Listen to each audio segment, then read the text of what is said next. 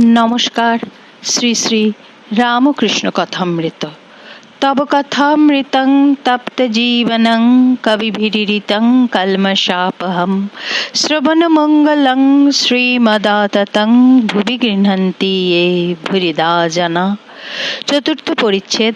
দোলযাত্রা দিবসে শ্রীরামকৃষ্ণ গুহ্য কথা। বৈকাল হইয়াছে।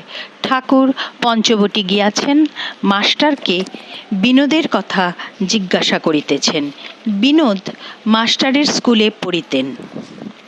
বিনোদের ঈশ্বর চিন্তা করে মাঝে মাঝে ভাবাবস্থা হয়, তাই ঠাকুর শ্রী রামকৃষ্ণ তাহাকে ভালোবাসেন।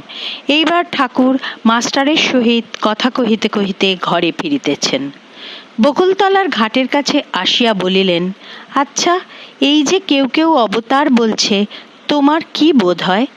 কথা কহিতে কহিতে ঘরে আসিয়া পড়িলেন। চটি জুতা খুলিয়া ছোট খাটটিতে বসিলেন।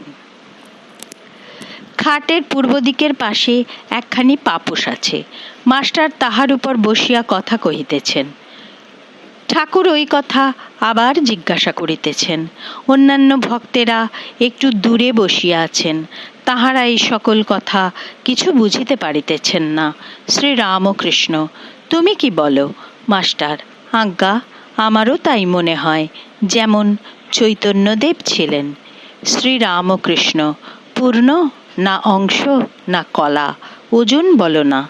মাস্টার, আজ্ঞা, ওজন বুঝতে পারছি না, তবে তাঁর শক্তি অবতীর্ণ হয়েছেন, তিনি তো আছেনই। শ্রী রামকৃষ্ণ, হ্যাঁ, চৈতন্যদেব শক্তি চেয়েছিলেন।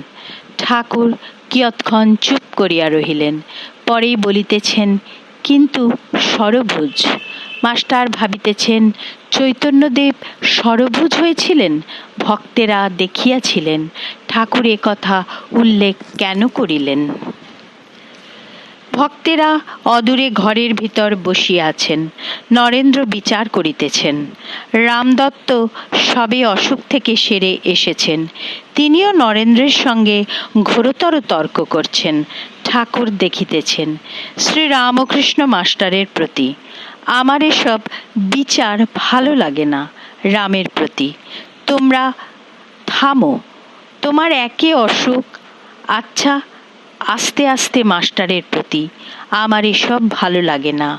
আমি কাঁদতুম আর বলতুম, মা এ বলছে এই এই, ও বলছে আর এক রকম, কোনটা সত্য তুই আমায় বলে দে।